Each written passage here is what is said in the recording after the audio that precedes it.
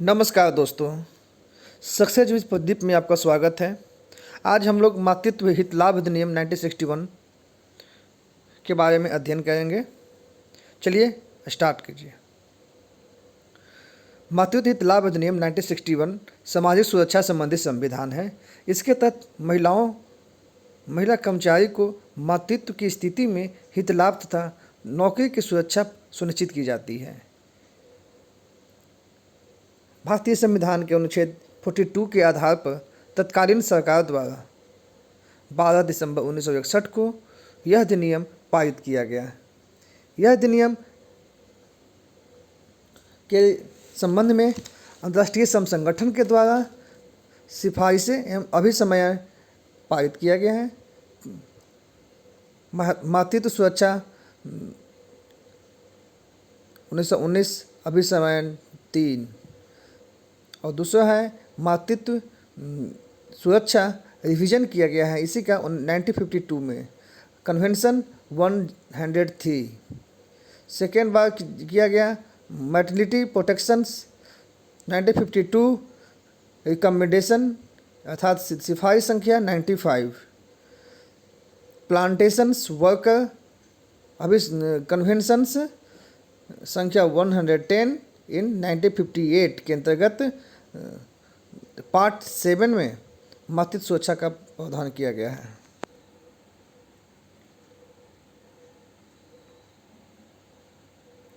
केंद्र सरकार द्वारा सर्वप्रथम मातृत्व सुरक्षा की स्थिति को लाभ एवं सुरक्षा प्रदान करने के लिए कानून केवल खान क्षेत्र में पारित किया गया था।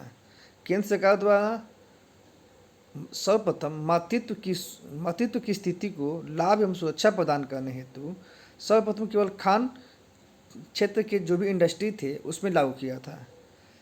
यह अधिनियम था खान मातृत्व लाभ अधिनियम 1941। खान क्षेत्र में कौन सा अधिनियम था? खान मातृत्व लाभ अधिनियम 1941। कर्मचारी राज्य बीमा अधिनियम 1948 के अंतर्गत मातृत्व हित लाभ यह केवल सीमित उद्योगों तक ही लागू था। कर्मचारी राज्य बीमा अधिनियम 1948 में भी मातृत्व हित लाभ का प्रावधान किया गया है, लेकिन यह प्रावधान यह सीमित उद्योगों तक ही था। कर्मचारी राज्य बीमा अधिनियम 1948 सभी उद्योगों में लागू नहीं होता है, ये सीमित उद्योगों में लागू होता है। देश में सर्वप्रथम 1929 में बम्बई मातृत्व हित लाभ अधिनियम पारित किया गया। देश में ये यूपीएससी क्वेश्चन पूछा जाता है इससे कि देश में सर्वप्रथम मातृत्व हित लाभ अधिनियम कब पारित किया गया? तो बम्बई अधिनियम 1929, बम्बई मातृत्व हित लाभ अधिनियम 1929। बिहार में कब पारित किया गया? 1947 में किया गया।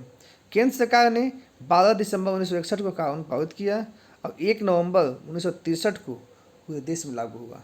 अब देख लीजिए 2 साल गैप लगा हर एक स्टेट को पारित करने में, अपने यहाँ से पूरे देश में लागू करने में कितना लग गया? 1-2 साल नेट लगा। अब आइए हम लोग मातृत्व हित लाभ अधिनियम में क्या क्या हम लोग पढ़ेंगे उसकी हम लोग जानकारी प्रदान करते हैं। जैसे पृष्ठभूमि हम लोगों ने देख लिया, उद्देश्य देखेंगे, प्रावधान देखेंगे, मूल्यांकन करेंगे।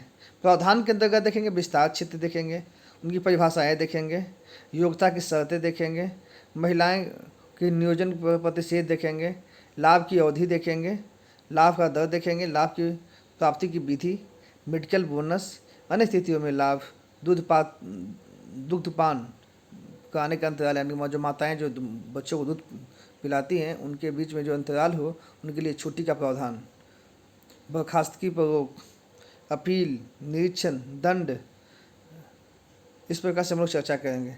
आइए हम लोग चर्चा करते हैं।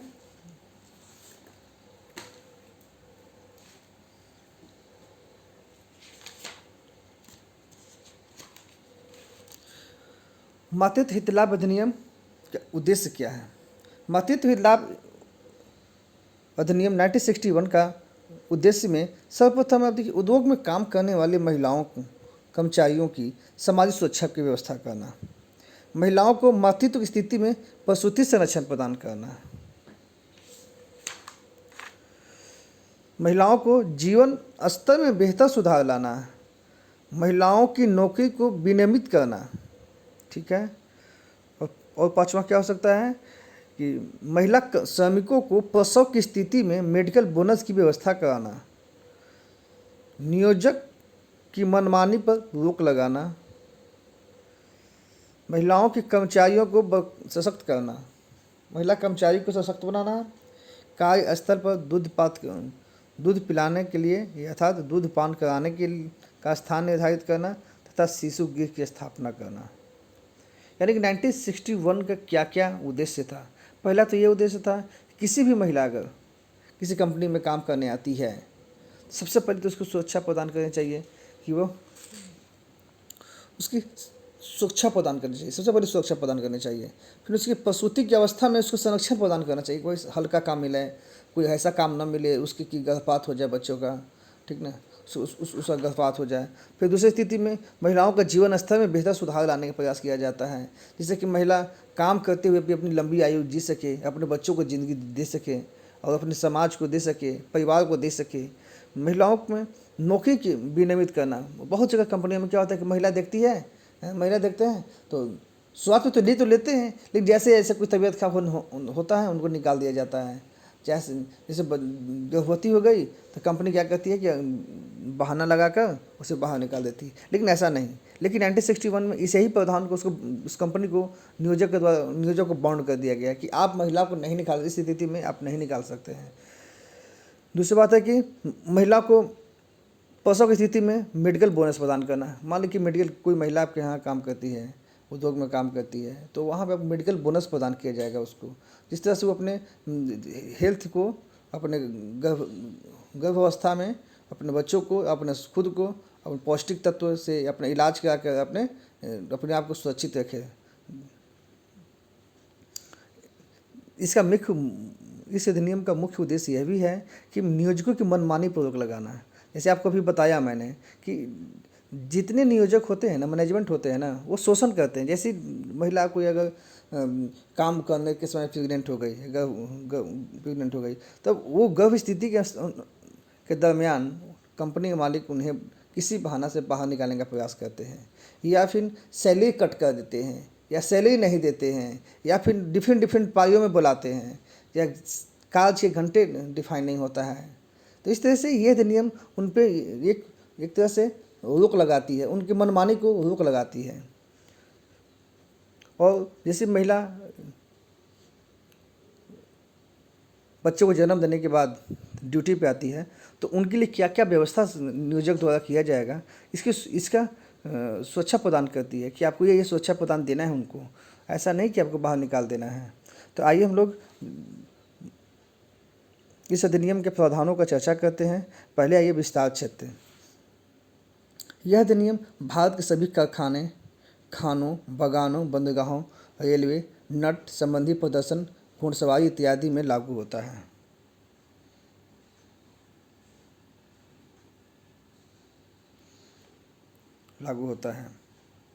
जहां 10 या 10 से अधिक महिला कर्मचारी काम करती हैं। केंद्र सरकार एवं राज्य पत्र में अधिसूचना जारी कर इस अधिनियम के संबंध में किसी भी नियोजन में लागू कर सकती है। राज्य सरकार अपने अधिकार क्षेत्र में लागू कर सकती है।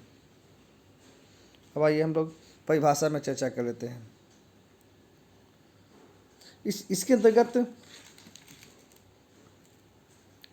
गर्भपात का परिभाषित किया गया है, शिशु को परिभाषित किया गया है। गर्भपात का परिभाषा से तात्पर्य है कि महिला की 26वें सप्ताह से पूर्व या दौरान गर्भ का अंत यानी वस्तुओं का निष्कासन से है, जिसका निष्कासन भारतीय दंड संहिता के आलोक में अपराध साबित नहीं है। अर्थात गर्भपात का परिभाषित इस तरह से किया गया है कि गर्भपात से तात्पर्य है कि महिला की 26 सप्ताह पूर्व या दौरान गर्भ की अंत वस्तुओं का निष्कासन से है, जिसका निष्कासन भारतीय दंड संहिता के आलोक में अपराध साबित नहीं हो। एक शिशु है, शिशु का तात्पर्य है नवजात बच्चे से है। बस यही 3 चीज़ है इसमें मेन है कि 26 सप्ताह याद रखिएगा, 26 सप्ताह बहुत इंपॉर्टेंट है। अब आइए हम लोग प्रावधान के अंतर्गत योग्यता की शर्तें में हैं यदि कोई महिला कर्मचारी एक कैलेंडर वर्ष में 80 दिन कार्यरत है, एक कैलेंडर वर्ष में 80 दिन कार्य करती है, इसमें कामबंदी और अवकाश शामिल है, तो वो मातृत्व हित लाभ अधिनियम 1961 का बेनिफिट के लिए वो एलिजिबल है। यानी कि अर्थात कहने का मतलब यह है कि अगर कोई महिला किसी कंपनी में जाती है तो साप्ताहिक छुट्टी या कामबंदी या अन्य किसी तरह के प्राकृतिक छुट्टी, जैसे आप गवर्नमेंट में जॉब करते होंगे तो आप आपातकालीन जैसे तो कैजुअल लीव मिलता है, अन लीव मिलता है, गेस्टेड हॉलीडे मिलता है, रेस्ट्रिक्टेड हॉलीडे मिलता है, और इस तरह से एक मातृत्व छुट्टी मिलती है। इस स्थिति को जोड़ते हुए अगर वो महिला एक साल के अंदर में, एक कैलेंडर वर्ष के अंदर में 80 दिन ड्यूटी करती है तो उसे इस अधिनियम का जो भी लाभ होता है वो प्रदान किया जाएगा। दूसरी बात है कि ये मेन शर्त है। शर्त लागू कहाँ नहीं होगी? जब कोई महिला असम राज्य में आकर बस गई हो।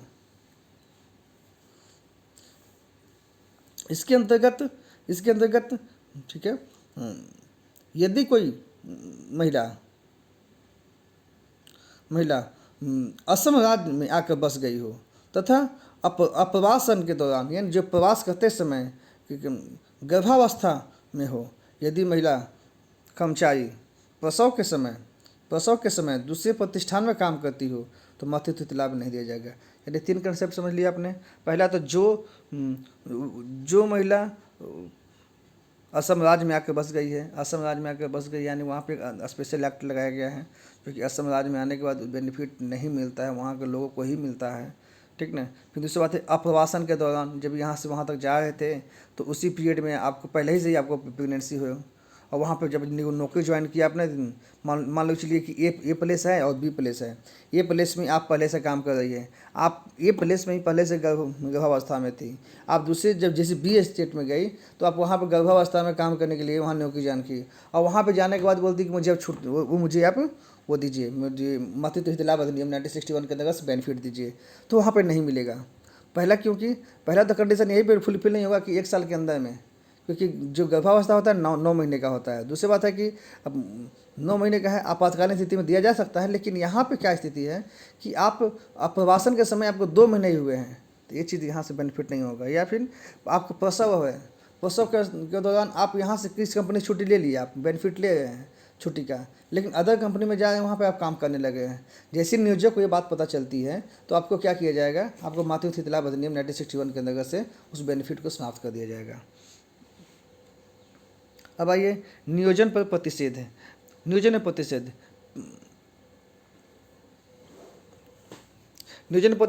देख लीजिए, कोई भी नियोजक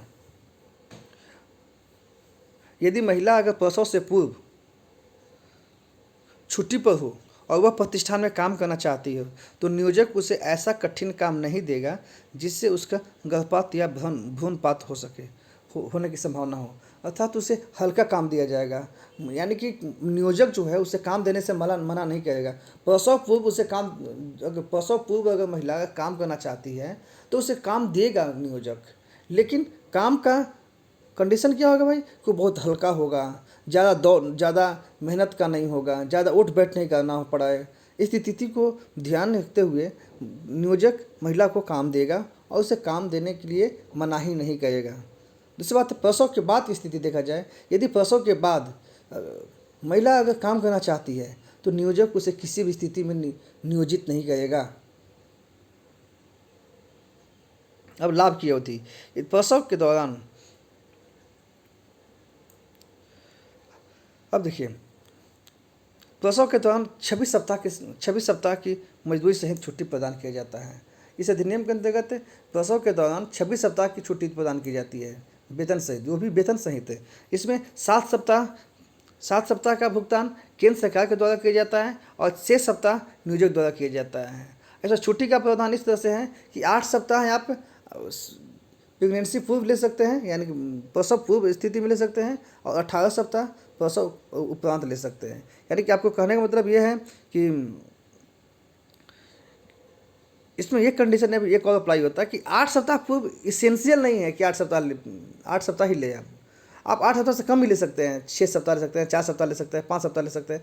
आपकी उस महिला की स्थिति पे क्या निर्भर करता है कि या क्या काम कर पा रही है कि नहीं कर पा रही है। अगर वो पूरा छुट्टी 1-2 सप्ताह पहले ले ली और पूरे छुट्टी प्रसव के बाद ले रही है तो भी पूरा मिलेगा उससे, ऐसा नहीं कि नहीं मिलेगा, पूरा मिलेगा उससे। और लाभ के साथ क्या होने चाहिए, ये जो भी लाभ है ये प्रथम 2 बच्चे तक, प्रथम 2 जीवित बच्चे तक। अगर मान लीजिए किसी का 2 बच्चा है, इसमें से एक बच्चा देहांत हो जाता है और तीसरा बच्चा फिर जन्म लेता है तो उस पर भी अप्लाई होता है। इन प्रथम 2 जीवित बच्चे पर अप्लाई होता है। यदि किसी महिला को 2 या 2 से अधिक बच्चे हैं, 2 से तीसरा बच्चा हो रहा है, उस स्थिति में उस महिला को मातृत्व लाभ अधिनियम के अनुसार 12 सप्ताह का वेतन सहित छुट्टी प्रदान किया जाता है। यदि कोई सरोगेसी माँ है, आप सरोगेसी माँ का अर्थ समझते होंगे। सरोगेसी माँ वैसी माँ होती है, एक तरह से बोला जाता है कि किराए का कोख। मतलब कि आपका अर्थ समझने का मतलब ये है कि मान लिया कि एक महिला है जो कि अब गर्भधारण की क्षमता उसकी समाप्त हो चुकी है, तो वो क्या करती है कि किसी दूसरे महिला में को बोलती है कि आप, एक एग्रीमेंट होता है कि आप मेरे बच्चों को गर्भ धारण करो। तो क्या होगा कि IVF टेक्नोलॉजी से बच्चों को उसमें उसके गर्भ में डाला जाता है और डालने के बाद उसको फिर 9 महीने के बाद वो प्रदान किया जाता है। तो इस तरह से वो उसको बोलते हैं किराए का कोख। वो उसके बाद एवज में उस महिला को पैसा दिया जाता है, फैसिलिटी दी जाती है, बहुत कुछ दिया जाता है। तो वो इसके बोलते हैं किराए का। जो उस स्थिति में जो सरोगेसी माँ है उसको 12 सप्ताह का छूट दिया जाएगा। तीसरी अवस्था में यदि 3 माह से, यदि कोई महिला 3 माह से कम आयु के बच्चे को गोद लेती है तो उस स्थिति में भी उस महिला को 12 सप्ताह का ही छुट्टी दिया जाएगा। यह लाभ तब तक मिलता रहेगा जब तक माँ और बच्चा दोनों में से कोई भी एक जीवित हो। दोनों की स्थिति में मृत्यु के दिन से ही लाभ समाप्त हो जाएगा। क्योंकि यदि दोनों की मृत्यु हो जाती है तो उसी दिन से लाभ बेनिफिट समाप्त हो जाएगा।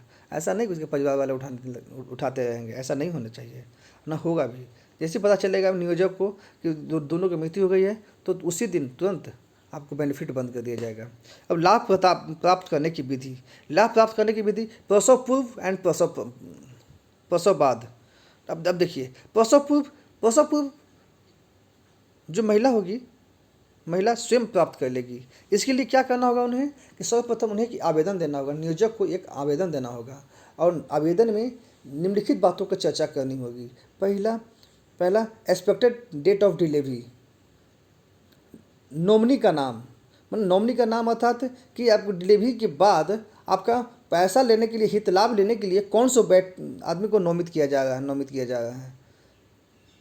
रहा है, उसी व्यक्ति को दिया जा रहा है। क्योंकि प्रसव के बाद आप तो आ नहीं सकती हैं, तो वो उस व्यक्ति को नियोजक द्वारा पैसा दिया जाए। तीसरा बात है कि मेडिकल सर्टिफिकेट, किसी शल्य चिकित्सक द्वारा मेडिकल सर्टिफिकेट लगाना होगा जिसमें यह इंडिकेट किया हो, उसमें यह इंडिकेट किया हो कि एक्सपेक्टेड डेट ऑफ डिलीवरी क्या है। इस तीनों को जमा करने के बाद, इस तीनों को समाहित करने में लेटर में, आवेदन में लिखेगी और मेडिकल सर्टिफिकेट लगा करके वो नियोजक को जमा करेगी। नियोजक उन्हें छुट्टी देने के लिए बाध्य है, वो देना ही देना है उनको। अगर प्रसव के बाद क्या स्थिति में उसको मिलेगा लाभ, कैसे मिलेगा? प्रसव के बाद 48 घंटे के अंदर नियोजक द्वारा नामित व्यक्ति को दिया जाएगा, 48 आवर के अंदर में ही, ऐसा नहीं कि ज़्यादा दिन से। लाभ की दर क्या होगी? लाभ का दर प्रसव पूर्व किए गए 3 माह के अंदर कामों का औसत मजदूरी या न्यूनतम मजदूरी या 10 रुपया जो सबसे अधिक हो। यानी कहने का मतलब है कि प्रसव के पूर्व जो महिला 3 महीने तक काम की है उसका औसत मजदूरी या न्यूनतम मजदूरी या 10 रुपये जो सबसे अधिक हो उसके माध्यम से दिया जाएगा उसको। मेडिकल बोनस का प्रावधान है, यदि नियोजक द्वारा महिला को चिकित्सा सुविधा का सेवा दी जाती है, प्रदान की जाती है तो मेडिकल बोनस नहीं मिलेगा। उस स्थिति में मेडिकल बोनस प्रदान नहीं किया जाएगा। यदि उसी स्थिति में नियोजक द्वारा चिकित्सा सुविधा प्रदान नहीं की जाती है तो उस स्थिति में नियोजक द्वारा 3500 रुपये मेडिकल बोनस के रूप में प्रदान किया जाएगा। यह मेडिकल बोनस 5,000 रुपये प्रस्तावित है, जो अभी तक लागू नहीं हुआ है, केंद्र सरकार के द्वारा अभी तक प्रस्तावित है। अन्य स्थितियों में लाभ, जैसे किसी महिला का या पुरुष का बंध्याकरण कराना है, इस यहाँ पर तो हम लोग महिला की बात करेंगे, सिर्फ महिला का बंध्याकरण कराना, जैसे नसबंदी कराना है, ठीक ना, नसबंदी कराना है। नसबंदी कराने में महिलाओं को 2 सप्ताह का मजदूरी से छुट्टी दे दिया जाता है, ठीक ना। अगर किसी का गर्भपात हो जाता है, अगर किसी का भ्रूण खराब हो जाता है, उस स्थिति में महिला को 6 सप्ताह की मजदूरी से छुट्टी दिया जाता है। तीसरी स्थिति में लाभ प्राप्ति के बाद महिला अस्वस्थ रहती है, यदि लाभ प्राप्त कर रही है और इसके बावजूद भी उस छुट्टी के दरमियान महिला ठीक नहीं हो पाती है, तो महिला अस्वस्थ रहती है, तो 1 माह की अतिरिक्त छुट्टी प्रदान की जाती है, उस 1 महीने की अतिरिक्त छुट्टी प्रदान की जाती है। दूध पिलाने का अंतराल या दूध पान कराने का अंतराल, यदि महिला कर्मचारी कार्य पुनः लौटती है, यदि कोई महिला कर्मचारी कार्य पुनः लौटती है तो नियोजक द्वारा उसके नवजात शिशु को दूध पिलाने के लिए 4 अंतरालों की व्यवस्था करना होना चाहिए। यह संशोधन जुलाई 2007 में अप्लाई हुआ है।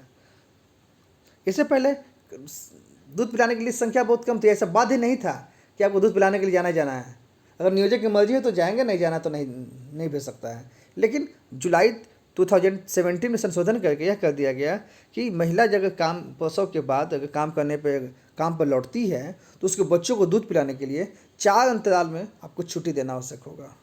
फिर दूसरी स्थिति में यदि किसी संस्थान में 50 से अधिक महिला कार्य करती है, यदि किसी संस्थान में 50 से अधिक महिला कार्य करती है तो नियोजक द्वारा शिशु गृह की व्यवस्था की जाएगी और उस शिशु गृह में प्रशिक्षित आया होगी, यथार्थ दाई बोलते हैं उसको, और बच्चों को खिलौने होंगे, दूध पान कराने की व्यवस्था होगी, बिस्किट होगी, सारा फैसिलिटी प्रदान करना नियोजक की जिम्मेदारी होगी। इस अधिनियम के अंतर्गत बच्चे को लाभ 15 माह तक प्रदान होगी। आपने देखा होगा कि कारखाना अधिनियम 1948 का हमने चर्चा किया था। कारखाना अधिनियम में ये बताया था कि जिस संस्थान में 30 महिलाएं हो वहाँ नियोजक द्वारा शिशु गृह की स्थापना की जाएगी और वहाँ पे बच्चों को रहने की व्यवस्था क्या थी, 6 वर्ष के नीचे उस शिशु गृह में रह सकते थे। लेकिन मातृत्व हित लाभ अधिनियम 1961 में क्या कर रहा है कि यह लाभ सिर्फ 15 माह तक बच्चों तक ही मिलेगी। 15 माह का यानी 1.5 साल भी नहीं हुआ, 1 साल 3 महीने के बच्चों तक का मिलेगा आपको। अर्थात कहने का मतलब यह है कि कारखाना अधिनियम कुछ और कहता है, मातृत्व हित लाभ अधिनियम कुछ कहता है। लेकिन इस स्थिति में अगर कोई डिस्प्यूट होता है तो कारखाना अधिनियम 1948 का अधिनियम को ही फाइनल माना जाएगा, इतना ध्यान रखिएगा। किसी कारण से डिस्प्यूट होता है तो बर्खास्तगी पर रोक, यदि कोई महिला कर्मचारी अधिनियम के अनुरूप काम करती है या अधिनियम के अनुरूप अनुपस्थित रहती है तो नियोजक द्वारा उसे बर्खास्त नहीं किया जाएगा। बर्खास्तगी का नोटिस अवैध घोषित किया जाएगा। इसमें मान लिया कि कोई भी प्रसव पूर्व या ऐसे कोई महिला अगर काम पे आती है या वो अधिनियम के अनुसार काम करती है, जैसे छुट्टी लेती है या अनुपस्थित रहती है, जैसे कि बहुत सा चीज़ होता है कि नेचुरल होता है कि मंथ में 5 दिन का छुट्टी हो जाए तो उन लोगों को बहुत ज़्यादा परेशानी होती है, तो उनको उस स्थिति में भी अगर कोई महिला अनुपस्थित होती है तो ऐसा नहीं कि उनको छुट्टी नहीं दिया जाएगा। अनुपस्थित हो जाती है तो उन्हें नौकरी से निकाल देंगे, या फिर महिला को काम के प्रोडक्टिविटी के आधार पर आप कि नहीं निकाल सकते हैं कि उसका प्रोडक्टिविटी कम है, इस स्थिति से हम निकाल सकते हैं, नहीं, वो काम देर से आती है, इस स्थिति में निकाला जा सकता है। लेकिन ऐसा नहीं है कि मान लें कि आधा घंटा लेट आती है तो आप आधा घंटा ज़्यादा काम कर लेगी वो, लेकिन इस स्थिति से भी आप बाहर नहीं निकाल सकते हैं। आपको निकालने का एक ही तरीका होगा, वह यदि महिला किसी कदाचार की स्थिति में बर्खास्त किया जाता हो। यदि कोई महिला अगर कदाचार यानी भ्रष्टाचार की स्थिति में, कुछ पैसा चोरी करने की स्थिति में, या कुछ गमन करने की स्थिति में, या फिर कंपनी के बियॉन्ड जाकर ऐसा कदम उठाती है जो ये कंपनी के साख पे क्षति पहुंचता है, तो उस स्थिति में इसमें नोटिस देने की आवश्यकता नहीं होती है कि इमीडिएट टर्मिनेशन कर दिया जाता है।